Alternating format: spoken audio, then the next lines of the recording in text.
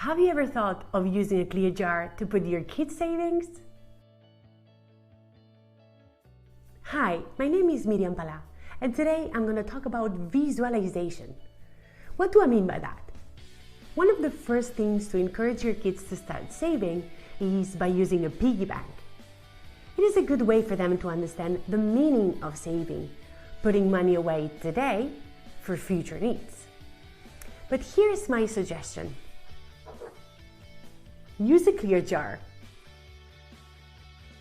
Using a clear jar to save their money will allow them to visualize their money growing, literally piling up.